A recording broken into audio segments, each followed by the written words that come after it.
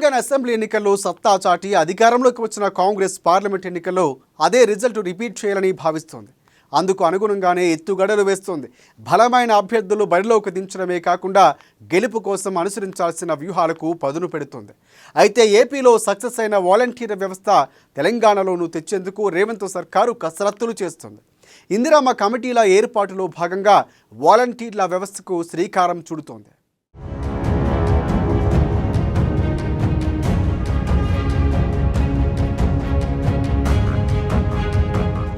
AP CM Jagan బాటలో Telangana CM Revanth Reddy. త్వరలో గ్రామాల్లో కొత్త వ్యవస్థకు శ్రీకారం. వాలంటీర్ వ్యవస్థల ఇందిరమ్మ కమిటీలు ఏర్పాటు. ప్రతి ఇంటికి ప్రభుత్వ పథకాలు అందేలా ప్రణాళికలు. ఎన్నికల్లోనూ కీలకంగా మారనున్న వాలంటీర్ వ్యవస్థ.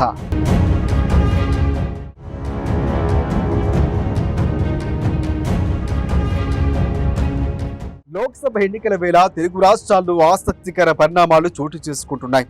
ఏపీలో అసెంబ్లీ ఎన్నికల్లో గెలిచేందుకు అధికార వైసీపీ, ప్రతిపక్ష టీడీపీ నేతలు హోరాహోరీగా తలపడుతున్నారు. ఇక తెలంగాణలో 2023 అసెంబ్లీ ఎన్నికల ఫలితాల్లో పార్లమెంట్ ఎన్నికల్లో రిపీట్ చేయాలని సీఎం రేవంత్ రెడ్డి భావిస్తున్నారు. పీసీసీ చీఫ్గా సీఎంగా ఉన్న రేవంత్కు ఎన్నికలు చాలా ప్రతిష్టాత్మకంగా మారాయి.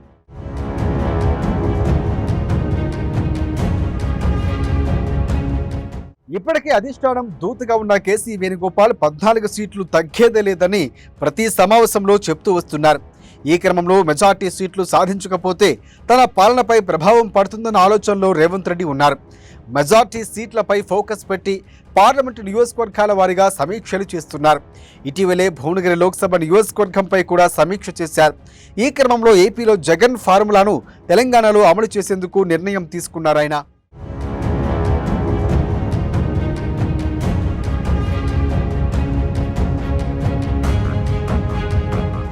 ఏపీలో వాలంటీర్ వ్యవస్థపై దేశవ్యాప్తంగా చర్చ కొనసాగుతుంది.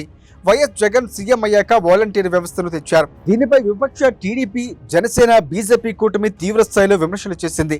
అయితే అవి ఎన్నికల్లో ప్రభావం చూపుతాయని గుర్తించిన విపక్ష పార్టీలు ఇప్పుడు వాలంటీర్ వ్యవస్థను కొనసాగిస్తామని ప్రకటిస్తున్నాయి.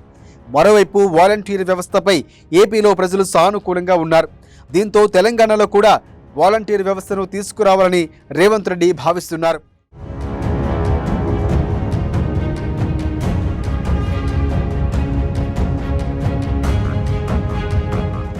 లోక్సభ ఎన్నికల అనంతరం 36,000 వాలంటీర్లను నియమించాలని నిర్ణయించినట్లు తెలుస్తోంది. ఈ మేరకు లోక్సభ ఎన్నికల ప్రచారంలో హామీలు ఇవ్వాలని నిర్ణయించారు.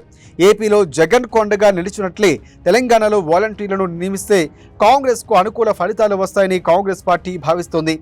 మరోవైపు అధికారంలోకి వచ్చిన ఏడాదిలోనే 2 లక్షల ఉద్యోగాలు భర్తీ చేస్తామన్న హామీని కూడా నిలబెట్టుకున్నట్లు అవుతుందన్న ఆలోచనలో కూడా కాంగ్రెస్ పార్టీ ఉన్నట్లు తెలుస్తోంది. అందులో భాగంగానే రేవంత్ రెడ్డి ప్రణాళిక ప్రకారం రూపుదిద్దుకున్నట్లు కూడా సమాచారం అందుతోంది.